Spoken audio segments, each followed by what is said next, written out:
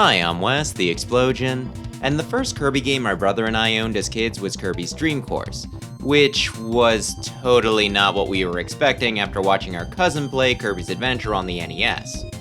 While I don't think it was a bad game, it was hard not to be a little disappointed, but that just made it even more exciting when we received Kirby Superstar. Not just a proper platformer, but a collection of them, with a few minigames thrown in. Sure, each of them was pretty short and only added up to what you'd expect from a full game at the time, but with a tagline like 8 games in 1, how could you not feel like you were getting something huge? And while the basics remained the same in most, each had just a little something different to set them apart. This was a defining game of my childhood, and I've spent a lot of time playing it with both family and friends. I have such a bias for this one that I don't even know if I can call this a review so much as a commercial, but I'll try to lay things out as plainly as I can. Don't blame me though if I gush a bit. King DDD has stolen all the food in Dreamland. He also challenges Kirby to a race. A giant bird is being a menace. Kirby falls into a cave packed with treasure and he needs to escape. There's a tournament to see who can punch the hardest, as well as a katana quick draw challenge. Meta Knight thinks that Dreamland has gotten too complacent and wants to take it over with a massive airship. The Sun and Moon are fighting, and the only way to stop them is to summon and make a wish from an all-powerful space clock. There's a lot of games here, and none of them really connect in any way, plot-wise. And that works for the most part. Each is kept self-contained with a simple story, so you can just choose what you want to play and not have to worry about missing anything. Well, other than the modes that you need to unlock, but you can definitely skip some stuff, and if you already have everything, you can just load up whatever you want, no need to worry about context. Not even with what you just picked, since it's easy to miss out on the opening scene due to you needing to sit on that game's specific start menu for a little bit to get it to play. I missed out on these completely as a kid. I kinda wish these were implemented a bit better since, like I said, they're easy to miss, and also would have liked it if there had been just a bit more to Milky Way Wishes, because it's really hard to care about a betrayal from a character you just met like an hour before, assuming you even saw the opening. Though I doubt anyone else cares. You're just kinda meant to play a collection of games, mostly similar but slightly different, so keeping things simple or even skippable serves the format well.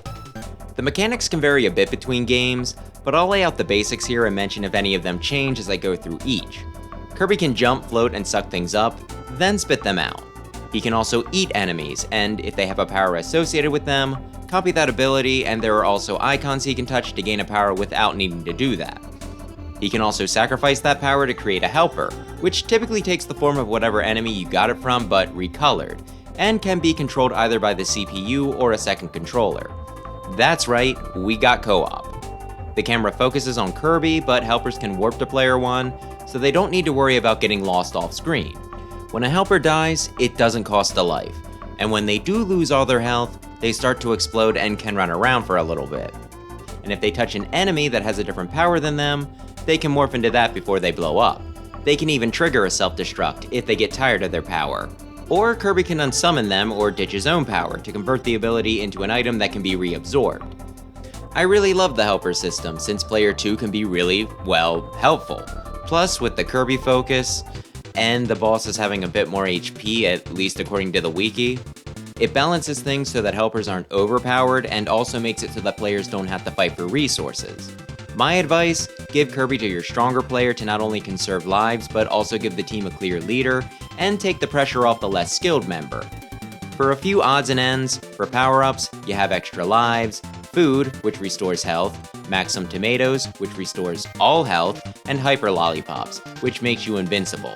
If one player ingests something, they can also touch the other to baby bird some of it to them and share the effect. Also, rather than a set number of hits, health bars are more fluid this time, so you have to judge how much damage you can take yet. Hopefully that covers everything, but if it doesn't, the game will ask you if you need a tutorial at the start of each campaign. And if you say no, it'll still explain things anyway, just a bit differently. Though at least you can skip once it gets started. Spring Breeze is a remake of the original game, Kirby's Dream Land, with a level and the boss rush cut out. It's pretty basic, nothing too complicated going on, and is a good way to learn the mechanics, to get yourself settled in for the collection. And if you think you don't need it, don't worry. It's still enjoyable and only takes probably 10 minutes or less to get through, so it won't hold you up too long. Gourmet Race, which is single player, has 3 courses where you need to outrun DDD while eating as much food as possible. The third race does have a few powers you can choose from, and while grabbing Wheelie will pretty much guarantee you the win, you can still beat him without. All your points get tallied up at the end and you get the biggest chunk of them from clearing a race first. While the extra points for food are nice, I don't think I've ever seen a decision come down to that. Whoever wins at least 2 tracks is pretty much always going to win overall. Feels a little weird for the main gimmick of the race to not matter much in the end, but then again, the person in first is likely going to grab more food naturally anyway, so maybe I'm not giving it enough credit. Dynablade throws in a map, letting you revisit levels, sometimes bosses roam around that you can take out, and there are secret switches in some stages that you can hit to open up a bonus area with a selection of powers, in case you can't find the one you want. It's also the only one with a bonus game. Great Cave Offensive is probably the biggest inclusion. You're trapped in a cave and have to find your way out, but there's a bunch of treasure you can snag along the way. This winds up making much of the mode largely optional, since while the cave is pretty big, some sections are solely for treasure, so you can just skip them and move on. There's even one boss that's optional, and one area that you can leave about 30 seconds after entering if you don't want to bother with it. Each area has a room where you can heal and save, and are separated by a minecart section where you can just hitch a ride and run over a bunch of baddies, or walk if that's too simple for you, nicely punctuating parts of your journey. You can engage with this one as much or as little as you want, and it turns out that the entrance is also the exit, so you can always come back later and do another loop to find what you missed. The more you get, the longer the closing is as it goes through your collection, and there's some pretty interesting stuff thrown in, including a bunch of references to other Nintendo games, so it can be fun to see what you find. Revenge of Meta Knight sees you taking out the halberd, which flies threateningly above Dreamland. If you get knocked off by Heavy Lobster, which you likely will, there will be a few sections that you have to do on land, but for the most part, you're crawling all over and through the battleship, smashing things up as you go. After each major piece you take out, you'll get an overview of the halberd and whatever you destroyed will crumble, giving you a physical representation of your progress that's very satisfying. There are time limits for each section that you have to contend with, but they're reasonable enough that I normally kind of forget about them outside of the finale where you have to escape from the ship in time. Really cool way to wrap things up. There's also a decent bit of text in this one, Meta Knight and his crew discussing Kirby and their plans. Sometimes, the action stops for you to read, other times, you need to glance at it while you move, though it's typically not hard to keep track of both. Given how almost every other campaign is mute, this makes the game feel a lot different, especially since Kirby still remains silent. He almost feels like he wandered into Meta Knight's story, uninvited, or is just a background character that's going way off script, messing the entire production up. In Milky Way Wishes, you travel around space, completing a series of planets, or levels, in whichever order you choose, to link them together in order to summon Nova. As a Mega Man fan, I like the open-ended order, but the big change here is that you can't suck up enemies to get their powers. If you try, you'll just get a whole lot of nothing. And while most of the enemies are the same, they've been recolored, perhaps to symbolize this difference. Still though, it'd be pretty weird to get rid of helpers and copy abilities this late in the game, so the way you get them this time is by finding power icons. Grab one and it gets permanently added to your inventory. With a button press, you can cycle through the ones you've collected and pick whichever works for the situation or tickles your fancy. This makes things kinda tricky at the start since you're either naked or your options are severely limited, but it becomes pretty overpowered pretty quickly. No longer do you have to worry about absorbing the right enemy to clear an obstacle that might be coming up, or your helper dying and taking your favorite power from you. You can just use what you want when you want, assuming you found the right icon. That does bring up that, unless you find the right room, you could go through the entire game without bomb or fighter or what have you, but there's also a secret level where you can get the copy power, which would normally be redundant for Kirby unless he wants to create a TAC helper. Here, it just lets you play the game like normal if you so desire, so getting it first is probably a good idea. Another drawback is that the powers aren't organized as nicely as the artifacts in Great Cave Offensive, so it's a little hard to piece together what you missed where without a guide. But hey, there isn't as much of a focus on 100%ing things here, so I still think things work more in your favor. Megaton Punch is a minigame where you have to lock in your power, center your concentration, and tighten your focus to destroy mats, or a large portion of Popstar. Pretty much, there's 3 prompts that you have to time, and the better you do, the bigger your score. There's 3 difficulty options, though if you want, you can go right to level 3. No need to unlock the higher ones. Samurai Kirby is just the quick draw from Kirby's Adventure, only now you're Japanese, rather than Western. Wait for a prompt, then strike. Whoever does it quicker wins, do it too early, and get a foul. There's 3 difficulties with 5 rounds each, and once again you can go right to expert, but hey, I can barely beat beginner in this one. My reflexes are not good. The arena is just the boss rush, so that's where they moved it. You having 19 fights to get through, being able to choose any power at the start but only having 2 random options to swap to between rounds, and 5 maximum tomatoes that have to last you the full run. There's 1 gag boss, 2 collections of mini bosses, and everyone else is a major encounter. If a boss had 2 forms like Krako in the RPG battle, you'll fight the stronger version. Though given that there's 19 fights, I really wish they would have thrown in an extra one to round things out. 19? Seriously? You needed just 1 more for an even 20. The order you fight things in is random except for the finale, which is always Mark's. I like boss rushes and think that this is a pretty good final challenge, as well as a nice way to celebrate the entire collection. But that's not all, there's also a sound test. Play around with it to listen to sound effects or music. Plus, there's also a toggle for stereo or mono, which may or may not mean something to you. Now we're done. 11 icons, 9 of which are game modes, going over the game's tagline promised by 1. Those are the basics, and there's also a part of me that thinks that I could do a whole video on some of the individual campaigns, but I think that'll cover things for now.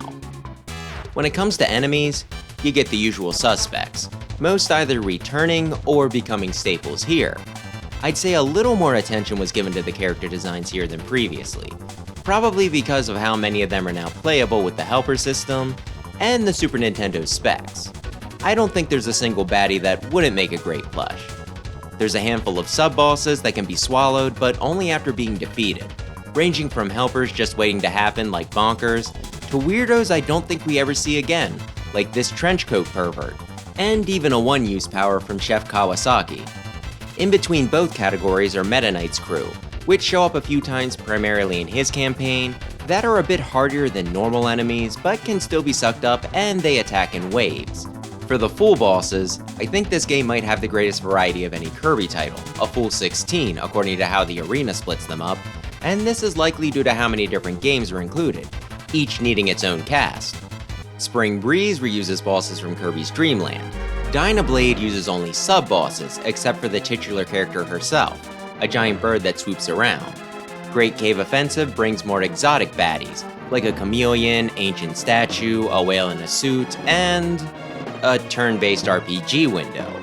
Revenge of Meta Knight has more mechanical bosses like Heavy Lobster, a favorite of mine, and the Combo Cannon, but of course you have to fight the man himself, and he does that annoying thing where he'll only engage you after you pick up the sword. I imagine it's because he wants a fair duel, but I suck with the weapon.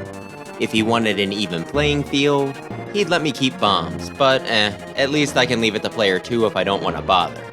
Milky Way Wishes largely just reuses previous bosses, but beefier, outside of the very end of the game. That's where you have to do some arcade shooter section, followed by a boss in the same style, where you have to break parts of Nova's defense system. Given the gameplay change, this can be a little tricky. And finally, you have Marks, who has a lot of tricks and attacks that can be hard to deal with, but at this point, I've fought him enough that I can run circles around him. Still, he probably is the hardest, appropriate for a final boss, and is a pretty good way to wrap up and complete a pretty cool roster of characters. Listen, I grew up on the Super Nintendo, so this is probably my favorite graphical style of Kirby. The cartoony sprites work really well with the general aesthetic, and I find it somehow more charming and better looking than the smoothed out and more detailed sprites in the remake. I just love this kind of pixel art, which shows a wide range of colors from the typical bright happy ones, a few pastels, and even some darker, harder looking stuff like on the halberd. While I might be praising it too much, I still think the characters look great, think the stages communicate things pretty clearly visually, I never have to question what I'm looking at, and have some nice details in the background, from forests to fountains to various equipment. I think Kirby's style works perfectly with what the hardware could do. In addition to that, you get the cute little intro scenes in Spring Breeze, nice looking portraits for powers and helpers, and several different pictures of each character with a speaking role in Revenge of Meta Knight. This is also the first game to include the Kirby hats for the various abilities, which is not only just very fun, but also a good way to remind you of what power you have. You know, if you happen to space out and forget, and also lose track of the UI at the bottom of the screen. Or to put all this more simply, game looks great. The game sounds very pleasant. Most sound effects are cute and fit the setting very well, like when Kirby jumps or floats, or the little blinky thing he does to unsummon a helper. There's also a few that sound more violent than you might expect though, like when Kirby gets zapped with electricity and twitches afterwards. You can practically feel it, and some attacks also sound pretty deadly, like when Heavy Lobster unleashes a wave of fire. As for the music, again, pleasant. There's a lot of previous tracks that get redone, like Green Green's and King Dedede's theme, which sound great and I almost want to say like they were always meant to. Though that could be the bias I mentioned. Still, most of the new tracks come across as peppy and on theme for Kirby, Gourmet Race becoming one of the most recognizable since, though you also get some in the Great Cave Offensive that sound just big and epic, which works given the scale of that game, if you go the distance. And things sound a bit more dire in the Revenge of Meta Knight, with the main theme being perhaps my favorite, and the one you get when crawling through the vents also being really cool. Milky Way Wishes reuses a lot, but has a frenetic track fitting an arcade shooter near the end, and Versus Marks works really well as a grand finale. Twice, because you need to defeat him in the arena again to really win. Overall, it's a very strong soundtrack, though again, very biased. The difficulty can vary a fair bit depending on circumstances. To get them out of the way, for the mini-games, I think Megaton Punch is pretty easy. I went right to Expert and barely won first try before I had even gotten into the swing of things. Would have obliterated it if I had. Meanwhile, I think I can beat Samurai Kirby on beginner if I give it a few tries, and forget about anything after that. Gourmet Race gave me a lot of trouble as a kid, but now that I have a better handle on the run, I can win no problem, though sometimes DDD can keep it close, so I'd say slightly challenging but not too bad. As for the more traditional stuff, each does have a rating when you click on them in the main menu.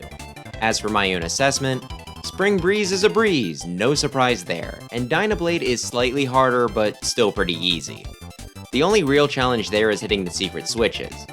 Great Cave Offensive is where things get interesting though. If you don't bother with the treasure, a few of the bosses might trip up inexperienced players, but otherwise, you can slam through it in like a half hour. If you go for the 100% though, ho ho! There's a lot of things that are hard to find, plus with how it's laid out, it can be really hard to tell what's progress and what's extra. You can easily wind up hitting the boss before you're done exploring a section because the middle door was actually the last one you wanted to get through, and have to choose between backtracking or just pushing ahead.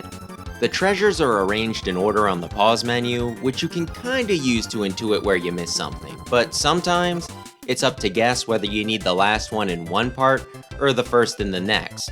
This is also probably the game with the most traps, which take the biggest chunks of health, so you can get pretty far pushing into one area, die, then have a lot of ground to retread when you do. If you're trying for everything, I'd say this is by far the hardest, but if you're just trying to rush through or just want to collect whatever you come across naturally, I'd place it in the middle of the collection instead, which is probably what you're meant to do given that that's where it is on the corkboard. And predictably, I'd say it's also the one you'll get the most out of a revisit. Assuming you don't go immediately for completion, the next game, Revenge of Meta Knight, is another slight step up in difficulty, and Milky Way Wishes has its own difficulty curve, you being able to complete the stages in any order, but them tending to be harder the further out from Popstar you go. There is the collection angle here as well, though it's harder to keep track of what you miss. And I'd probably need a guide to figure it out, though unlike in Great Cave, as long as I find my favorite powers, I tend not to feel as compelled to get everything. Probably should someday though. On top of the individual difficulties, whether you have a player 2 can also really help. Partner AI is dumb as rocks. You can always do it solo, but that is a hit to your fighting force. With 2 players though, you can coordinate, teaming up to take out enemies, choose specific powers to tackle puzzles, there are a small handful that require 2, and cheese some stuff, like door switches. Heck, you can even do that for the final mode, the arena. Since the boss rush is a decent challenge, but you can just play defense with Kirby and let the helper attack, since it only counts as a loss if Kirby dies. If you play the game with 1 controller, whichever form that takes, I'd say the games range from easy to slightly challenging. But if you can get a good player too, even the harder stuff can be pretty easy, with just that 100% being something you'll need to strain yourself for. Kirby's Superstar might just be the most influential entry in the series. While the staple copy ability might have been established in Adventure, they were pretty simple there, only being able to do one thing. In Superstar, they throw in extra stuff like directional inputs and dash attacks, making them feel more fully realized. This one added in hats, co-op, complete with the kissing mechanic, included or introduced some of the most recognizable faces in the franchise, including Bandana D, even threw in a remake of the original Kirby's Dream Land, and it was featured pretty heavily in Smash, the halberd being one of the main set pieces. Also, notice how it flies like a bird in a game made by HAL Laboratories? Pun aside, they really put their stamp on it. In addition, it was the last Kirby platformer directed by series creator Masahiro Sakurai, which I didn't even realize until he pointed it out in one of his videos. And as kind of minimal as the Mark's portrayal was, it did establish the trope which people continue to be conscious of, even though it rarely happens, so it did stick with many. While most of the games in the series are good, I'd say this is the definitive Kirby experience, and the one I'd recommend people try if they were interested in getting into the games. Of course, I'm kind of ignoring the elephant in the room. What about the remake, Superstar Ultra? Well, that one stuck on the DS, so it's not as accessible, and this video was already a pretty good length without all the additions. If this does well enough though, I could look into an emulator and do a follow-up, but I think this will do it for now. So what do you think? Is this a favorite of yours as well? Is there any Kirby title more important? And do you play this one player or 2, as Kirby or Helper? Thanks as always for watching, and maybe consider subscribing if you like retro games, especially platformers. Right back at ya! Yeah!